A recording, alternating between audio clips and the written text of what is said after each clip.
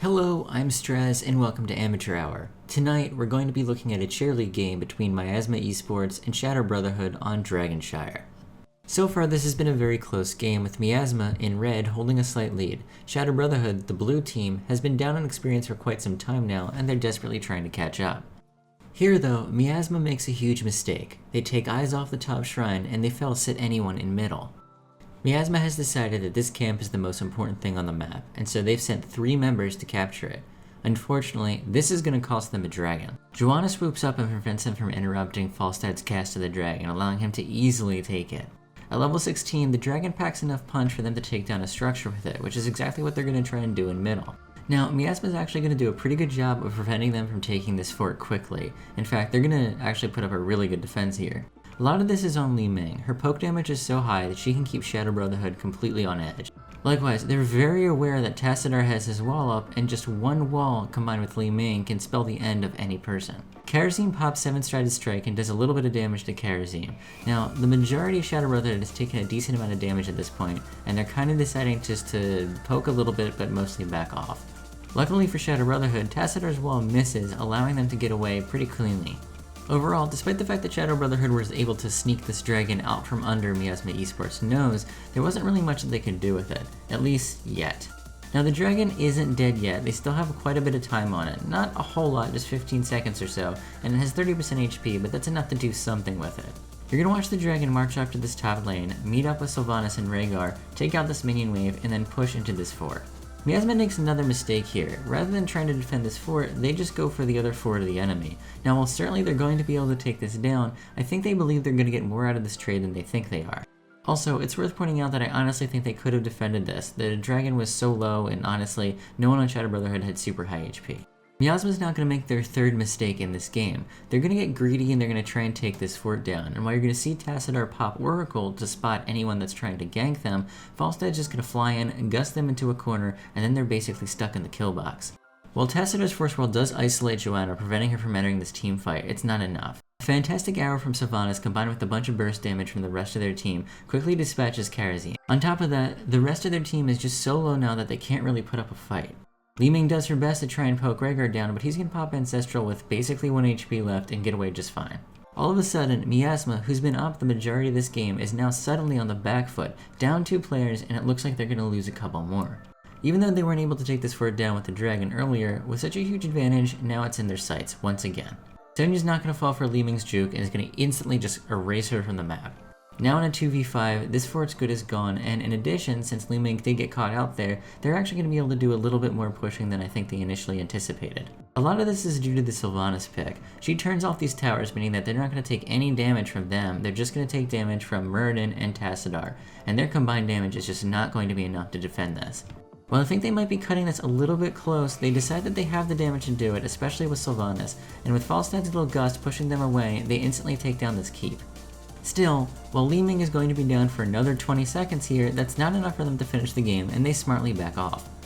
Knowing that there's no real structures that they can pick up on the map now, they decided that it's a good idea for camps, and they get them in a pretty respectable order. They pick up these giants simply because they're on their way and there's nothing that Miasma eSports is going to be able to do to stop them. Knowing that Miasma has to stop those giants, they're going to go down and take care of this camp down here to pick up these mercenaries. Sonya starts it, and Falstad and Sylvanas will come in a little bit later to help finish them off. This sets up Shadow Brotherhood really strongly. Not only have they just picked up level 20, but they're also going to have mercenaries pushing heavily in the bottom lane. Before anyone from Miasma eSports can deal with this shrine and pick it up again, they're going to have to deal with those mercenaries in that bottom lane. This means that their only really choice to even this out and prevent Shadow Brotherhood from picking up another dragon is to take the top shrine and then group up together.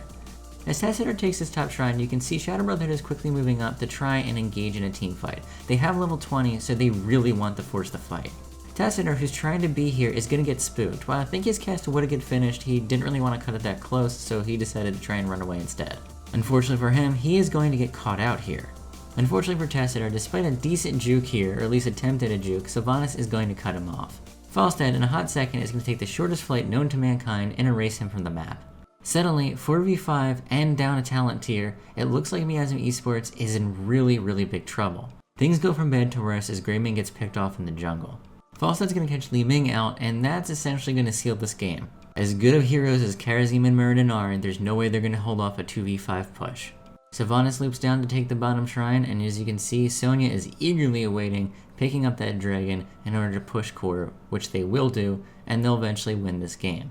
Okay, so what happened there? What are the lessons that you can take away from this game to make yourself a better player? There's actually quite a few. The first lesson that we have here is about that mercenary camp, the one that kind of leads to this whole spiraling downfall for Miasma eSports. At this point in the game, taking this mercenary camp wasn't really going to accomplish much, and it certainly wasn't going to accomplish enough to justify sacrificing all of this map control for it. This isn't just a strategy issue, it's also a rotation issue. As you can see, Miasma has plenty of time to rotate either people to mid or to top to prevent them from taking this. They failed to do that in time, and that means that this dragon is a completely lost cause for them. Now the second mistake that they're going to pull here doesn't actually happen until near the end of this dragon's life. Miasma essentially tries to make a good call here. They figure that the pressure is going to come to that top lane when the dragon rotates up there, so rather than trying to fight it off, why not rotate to the bottom lane, take the keep, and then try to put additional pressure on that mid keep too. Here's the problem with that strategy. While I do think that they could have put that pressure out, it also means that they were just essentially trading. They weren't forcing them into a bad position, they were just kind of saying, okay, you take that, we take this. Ideally, I would have liked to actually see them rotate and defend at that top fort. I think they could have. They certainly did a good job of defending this fort, and this was at Shadow Brotherhood's full power. When the dragon's closer to death, has a little bit of time left, and the rest of their team is a little bit lower on mana and health, I think they could have put up a much better defense. With that said, I think the trade by itself actually could have been a good thing. They just can't overstay their welcome. It's also frustrating for me as a caster to watch this because they essentially got gibbed by Falstad, his global map presence picking up that dragon a little bit earlier, and they're also going to get gibbed by him here, as he's going to be able to fly down and use his gust to kind of corner everybody.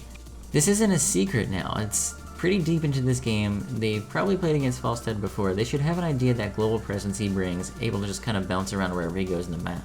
By underestimating Falstad's ability and his global presence here, they're going to get caught out. There's just no way that they were ever going to escape from this fight. Now with that said, let's give Shadow Brotherhood some credit. Falstad makes a really good gust play here, and Joanna's position in the backline, despite the fact that she gets bullied a little bit by Tassidar's Force Wall, is absolutely perfect. It's basically a perfect setup for them to just completely take advantage of all their ults right on top of them, and to just do a lot of damage to Miasma. Another problem here is that Pangana gets really far out of position. While you can see that she does a ton of damage now, it takes her such a long time to get into that position to do the damage that by the time she can do anything, it's just too late. Now, while a lot of that has to do with Falstad's Gust and Sylvanas' Silencing Arrow, it's worth pointing out that I think Li Ming's positioning could have been a tiny bit better there. Another thing that's worth pointing out here is I think if they wanted a ton of experience, it would have actually been better for Miasma not to push that fort, but to instead push the wall protecting the keep. They could have taken those buildings down a little bit faster, and I think they would have had a much clearer route of escape. Either way, they need to play a little bit more heads up, they can't get caught out, and they just need to kind of be aware of where the other team is on the map. Honestly, I'm a little bit disappointed in Miasma here, because I feel like the one thing, the weakness, the fundamental weakness that has led to both of these mistakes is simply looking at the map and paying attention to the map. Had they been paying attention to the map, they would have never let them get that dragon, and they also would have been aware of where they were and the fact that they were bearing down on them a little bit sooner than they anticipated. I guess you could say that the other problems they had throughout this were rotation issues, and that's going to be highlighted again in just a second. What you're going to see here is Shadow Brotherhood essentially paint the map blue, or at least as blue as they possibly can in the time allotted to them. They pick up this bottom shrine, and then essentially just leaves the top shrine before they can get a Dragon Knight. Miasma knows this, so they send up Tassadar as well as Greymane to take this top shrine. Now, while that's a good idea, the bad idea is having them just get this top shrine by themselves. Yes, I understand that Karazim's down and bottom defending and soaking, but really they need to be together playing as 5. All of them need to be up here. It's not a good idea for them to get into a team fight per se, but it's even worse for one person to try and capture a shrine and have them just get picked off while everyone else does their own thing. If you're down one person and a talent tier at level 20, there's just no chance, or very little chance at least, that you're going to be able to defend the Dragon Knight and actually stay into this game. Miasma needed to stick together here. Karazim needed to be with them, and they needed to be moving as a team. They also needed to be more careful about how they're rotating through this jungle. Well, this isn't what kills Tassadar, it is what ends up killing a lot of the other members of Miasma eSports. Once again, I think that this game came down to two separate things. The first is understanding and paying attention to the map, and not losing sight of where the enemy team is. That constant map awareness and presence. That's something that they needed to work on. The second thing is rotations. Rotations are very important, especially on this map. In fact, they're basically the whole map once you just kind of put wave clearing to the side. If you can't effectively rotate on this map, and the other team can rotate faster and just better than you, there's no way that you're going to be able to hold both shrines or at least defend either shrine. You have to be working as a team, you have to be communicating. That's it for this episode of Amateur Hour. If you like this episode, please drop us a like and subscribe. Also, if you want to see a full analysis of this game, check out the first episode of Amateur Hour Live, which was posted yesterday. From now on Wednesday at 10 p.m. Eastern Time, I'll be streaming on twitch.tv/Josheb and breaking down a game for about an hour or two. If you dig this content, I strongly encourage you to show up. And if you have any questions you'd like to ask me, just shoot me a message on Twitter and let me know.